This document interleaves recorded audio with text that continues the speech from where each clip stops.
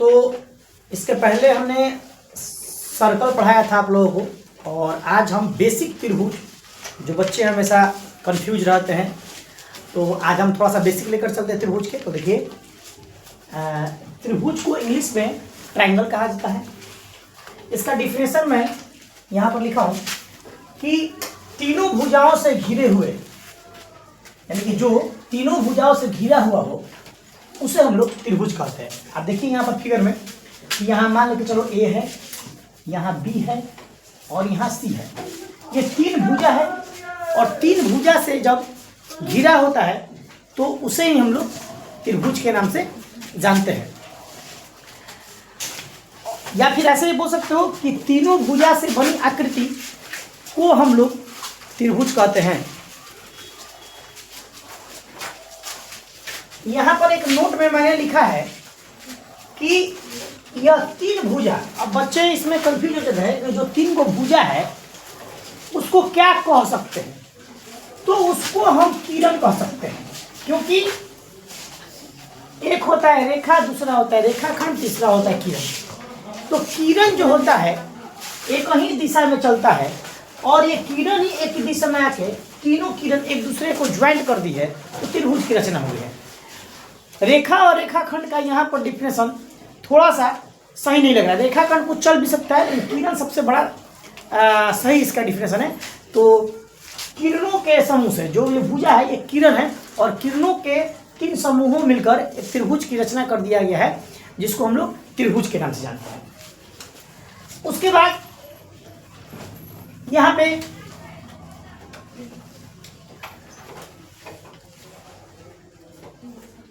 देखा जाए तो त्रिभुज के प्रकार, तो मैं बता दूं कि त्रिभुज के मुख्यतः तीन प्रकार होते हैं।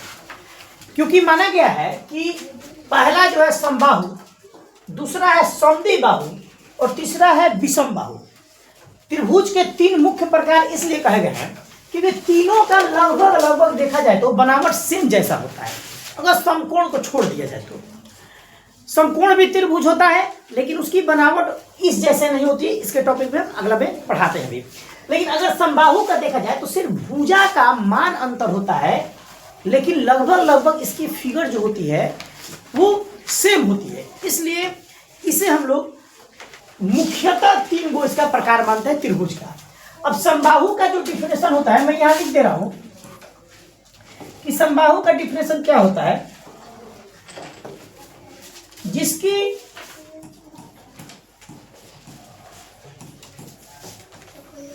तीनों भुजा बराबर हो।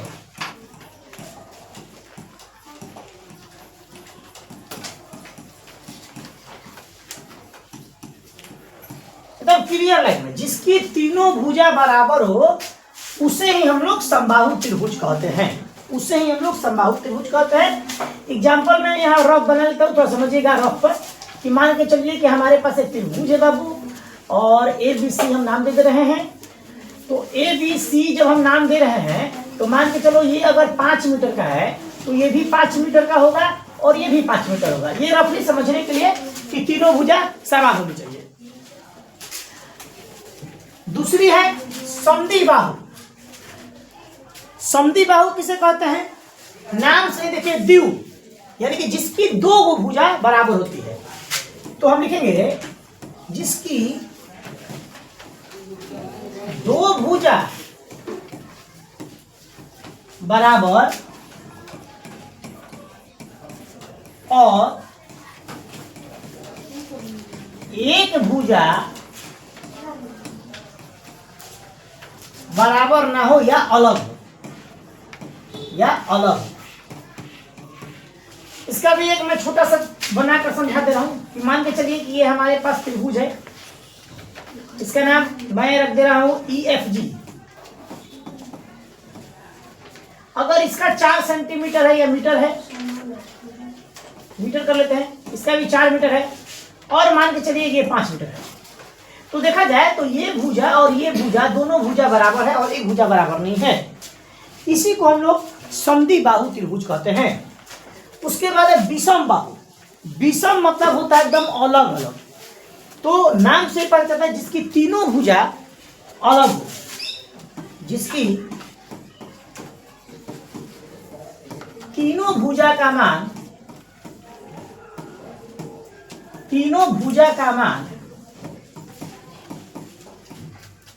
अलग अलग हो, मैं अलग अलग रहने के दो बार लिख जाऊं, समझिएगा, अलग अलग हो। जैसे एग्जाम्पल में मैं त्रिभुज बना दिया रफली, इसका नाम ZXY कर दिया हूं। मान के चलिए कि ये 4 मीटर है, ये 5 मीटर है और ये 3 मीटर है।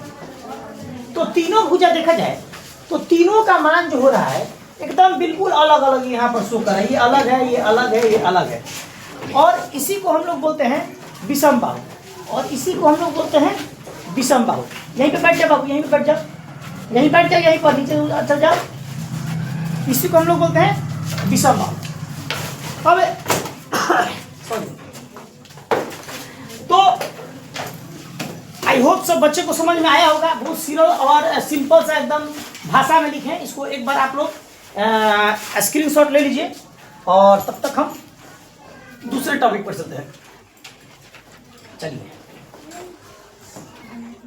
यहां पर है बाबू समकोण। अभी मैंने बात किया था कि समकोण इन तीनों से अलग कैसे होता है।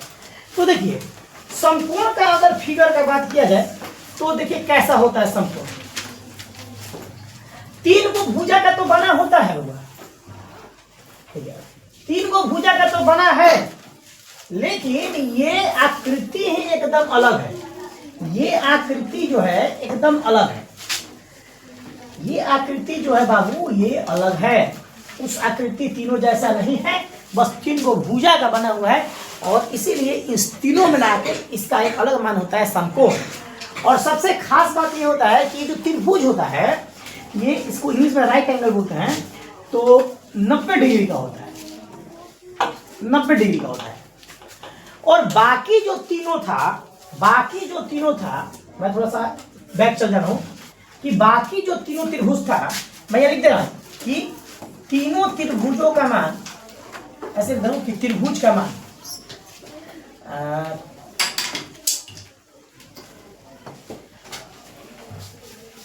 त्रिभुज के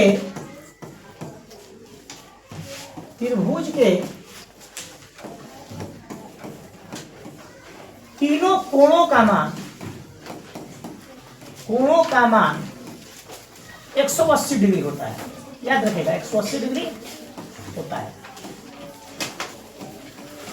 त्रिभुज के तीनों कोणों का मान 180 डिग्री होता है। कहने का मतलब यहां पर कोण बना रहा है, यहां पर कोण बना रहा है, यहां पर कोण बना रहा है। पिछले मैं क्लास में बता चुका था कोण क्या होता है, शीर्ष क्या होता है, भुजा क्या होता है और सतह क्या होती है।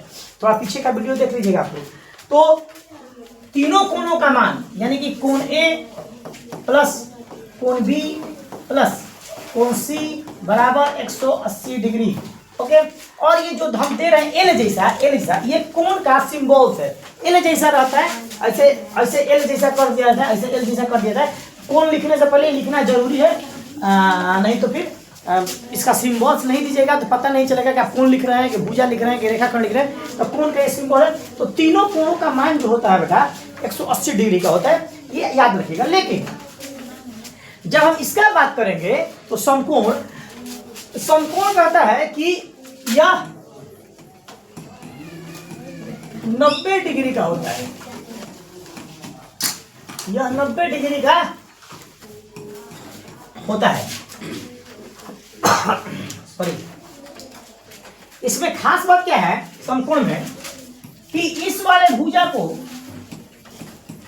कौन में बोला जाता है? इस वाले भुजा को आधार और इस वाले को लंब बोला जाता है। तो जो कर्ण की भुजा होती है इन दोनों के वर्ग का और इसका वर्ग बराबर होना चाहिए। इसका मतलब कि ये कहता है कि कर्ण का वर्ग करने पर ये बराबर हो जाएगा किसके? तो लंब का वर्ग प्लस आधार का वर्ग। ये समकोण में लागू होता है कि कर्ण का वर्ग करिए तो कर्ण का वर्ग हमेशा बराबर रहेगा इस लंब के वर्ग के और आधार के वर्ग के। और ये जो फॉर्मूला है, एक सूत्र है जिसको पाइथागोरस प्रमेय कहा गया है। पाइथागोरस प्रमेय कहते हैं, पाइथागोरस प्रमेय कहते हैं। तो हम लोगों ने आज देखा लगभग त्रिभुज का बेसिक कि त्रिभुज किसे कहते हैं, उसके भुजा को क्या कहते हैं, समकोण किसे कहते हैं, और इधर त्रिभुज के प्रकार। आगे हमारी कोशिश रहेगी अगली वीडियो में कि हम लोग पाइथागोरस के बारे में विस्तार पढ़ेंगे, त्रिभुज के बाकी सूत्र को पढ़ेंगे, त्रिभुज का परिमाप, त्रिभुज का क्षेत्रफल, अलग अलग त्रिभुज का परिमाप होता है, अलग अलग त्रिभुज का क्षेत्रफल होता है। इन सबों के बारे में अगले वीडियो में हमारी बात होगी। तब तक के लिए धन्यवाद। आप लोग हमारे चैनल को सपोर्ट करिए, सब्सक्राइब करिए, ताकि मैं नया हमेशा आपके सामने इसी तरह का एक बेसिक जो बच्चों के लिए सहायक हो वीडियो लेकर आता हूँ।